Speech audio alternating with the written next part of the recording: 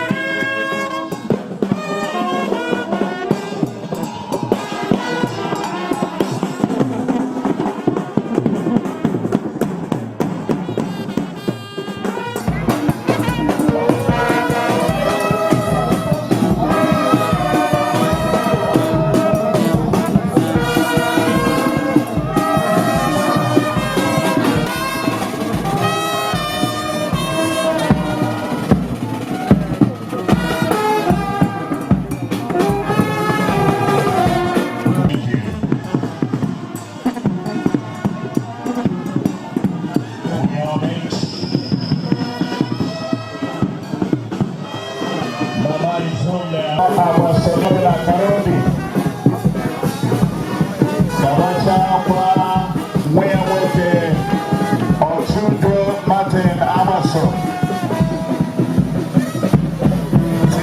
His Excellency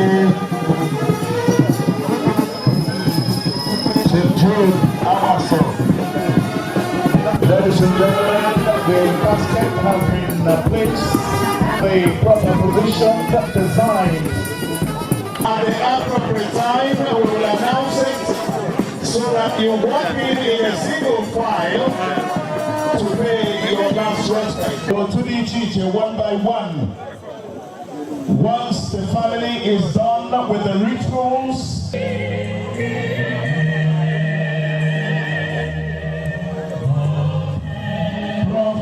you, sir.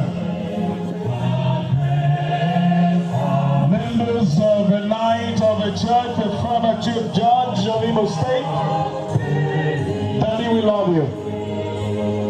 We love you. Thank you. Boy, take on that angle. Just do that quickly. We have only 5 minutes left, and we must get to the church. We thank our Reverend Father. We thank the Reverend Sisters here. Please, and every other person, if you're ready, because the casket will be closed any moment from now, very shortly. Please, we are moving almost immediately. Once you do that, feel very free to go. For now, in 2 minutes, if you're moved, in 2 minutes, 3 minutes from your seat, wherever you're seated, just come close and do that respect you plan to do, and then so we can take off immediately.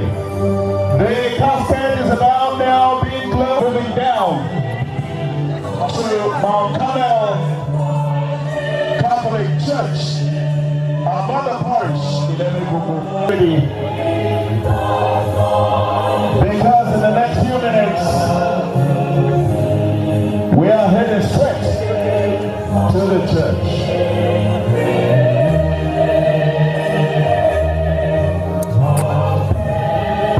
Thank you, sir. So you're blocking? Members of the night of the church, the former chief judge of Imo State, Daddy, we love you. We love you. Thank you. And I want to mention, we are moving away. The casket is already closed. Wow. We love you, Mama. We know. And here we go. And here we go.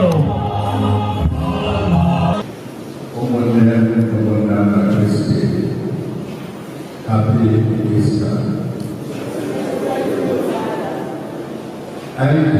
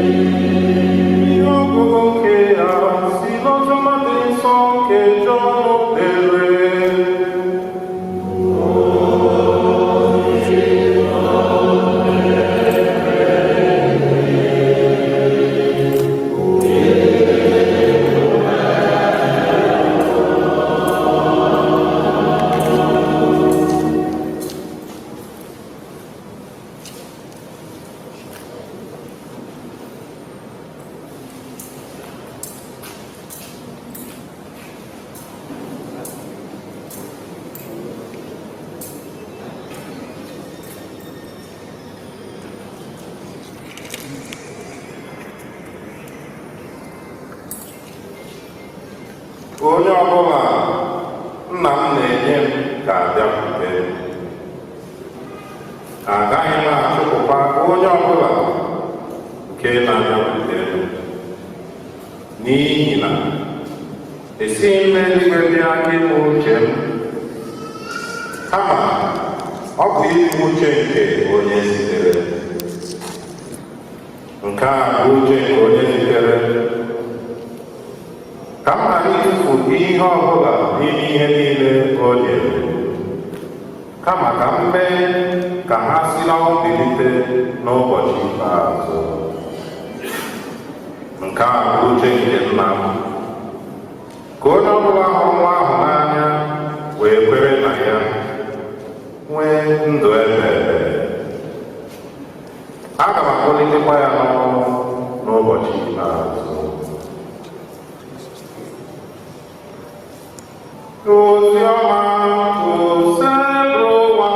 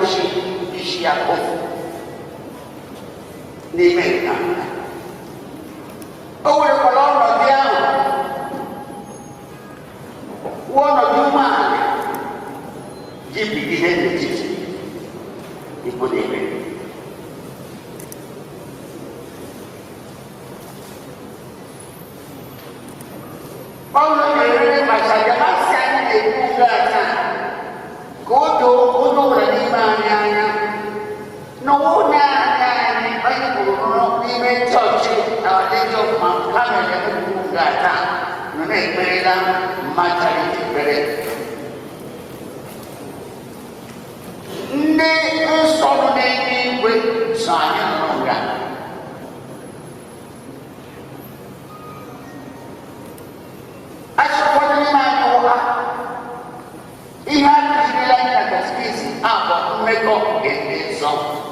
The communion of the saints. Nandini meni kwenoa na bokatri ni wende koreka ke haji lutu ao ni Yesu Kristo. Ebere elibere Ganyo Kristi onye na-enye chekwube ma nwanyị n'anya Komara ebere ara na-agabiro n'isi nwaolugo ya nwanyị nke ha gwụrụ anyị.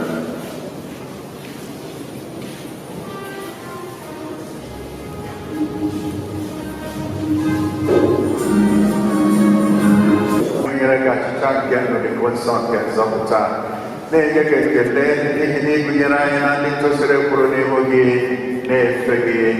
Anyị dị umeala rịọ ka ndụ ndị na-eketa oke na ahụ n'ọbara Kristi bụrụ ndị a ga-ekpokọba ọnụ site na mmụọ nsọ.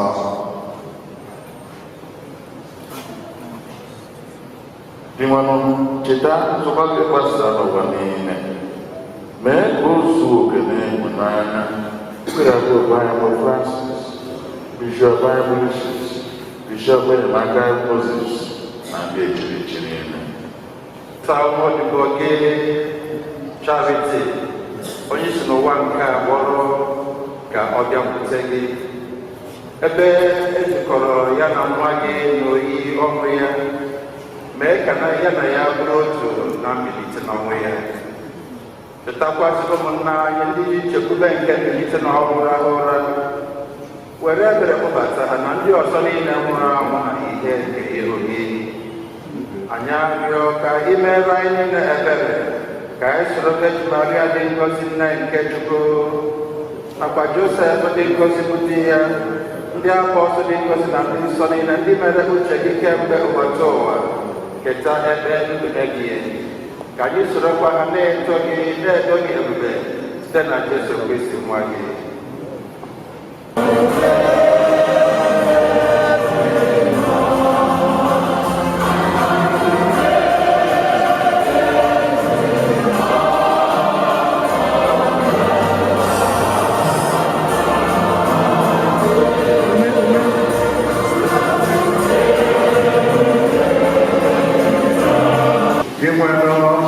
Na Chukwu nwa gị bụ Jesu Kristi nyere anyị sakramenti nke ahụ n'ọbara ya ka ọ na-eduzi anyị n'ụzọ nke alaeze gị. Mee ka nwanne anyị bụ Charity Agbaso onye nke ketara oke na Eucharistia nke a ketakwa oke n'oriri nke ndụ nke Kristi kwadobere anyị n'eluigwe. Anyị na-arịọ gị nke a site na Kristi enwere anyị.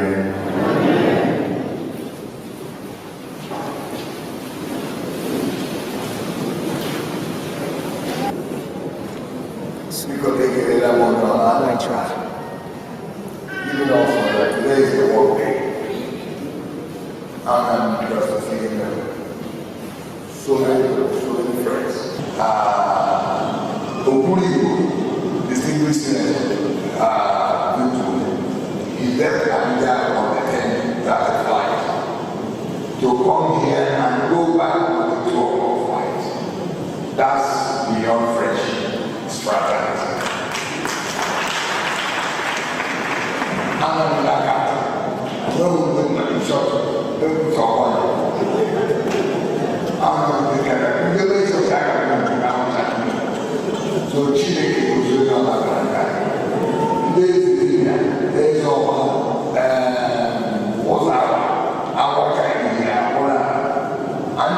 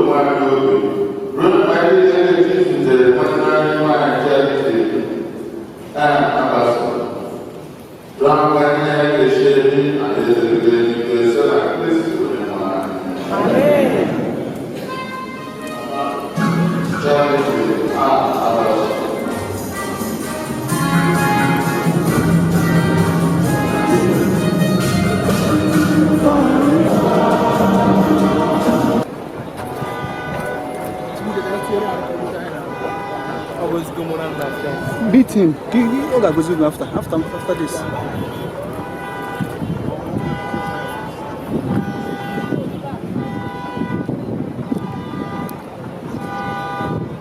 Beat him.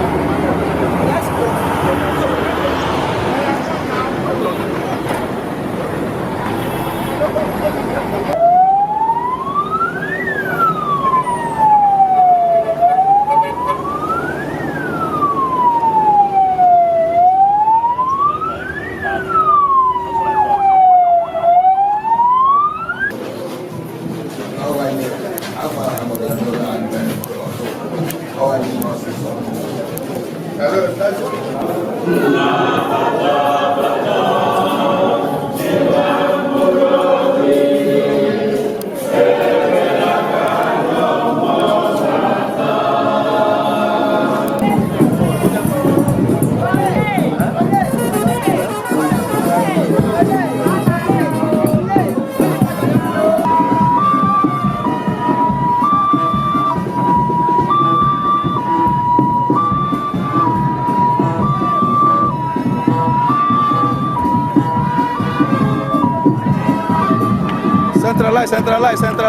centralize.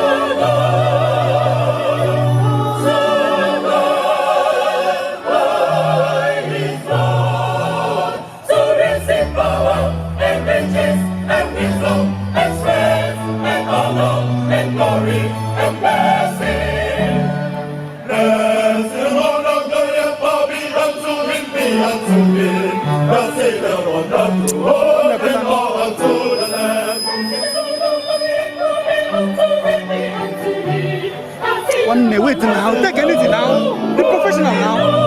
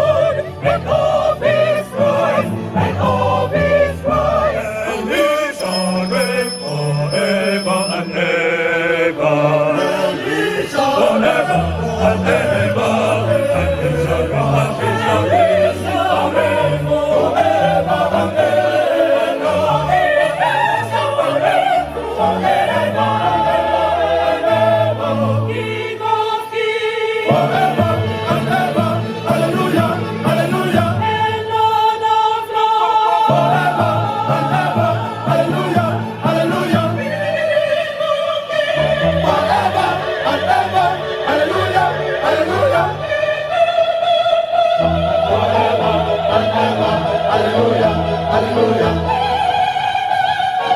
Forever and ever, hallelujah, hallelujah.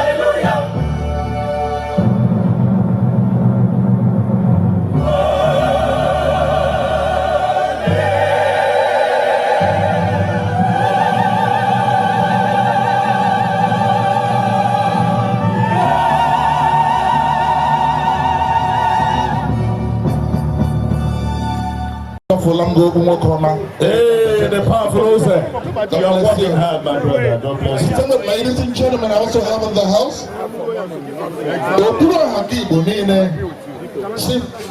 Dr. Chris Asologa.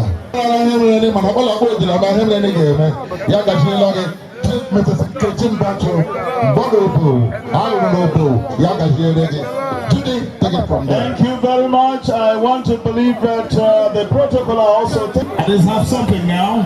Coming on stage next is another powerful music star from Imo State. He has gone even across the shores of this nation.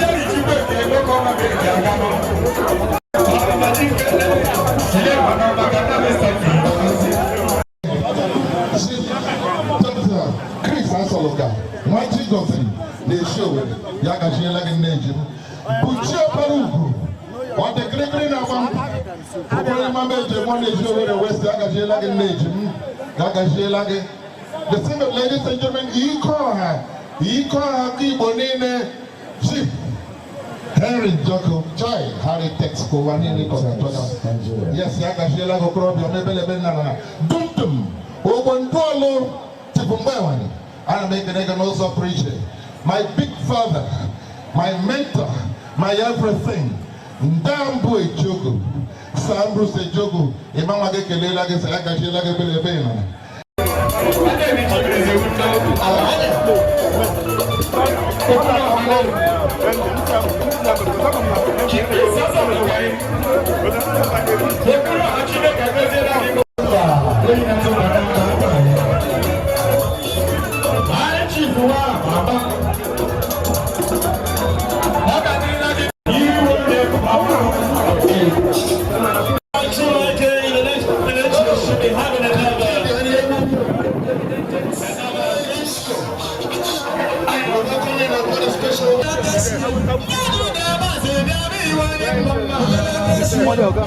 Be careful, I'm up for hold now. One step. I'm up for hold somebody.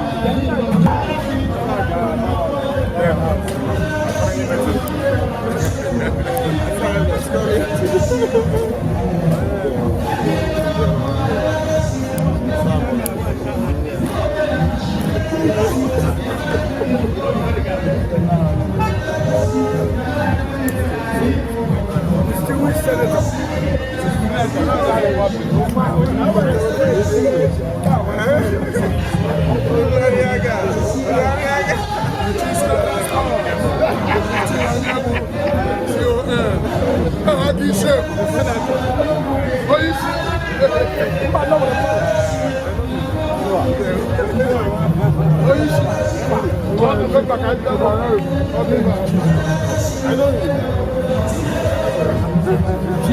We're very proud of Chisco.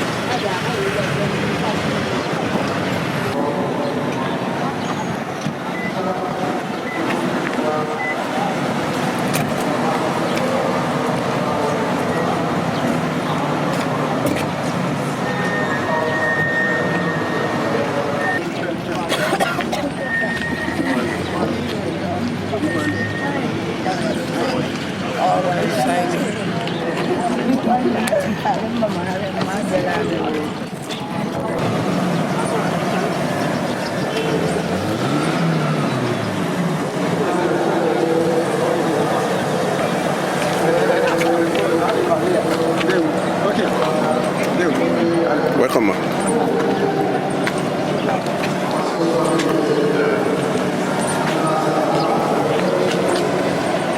Your Excellency, welcome. This video.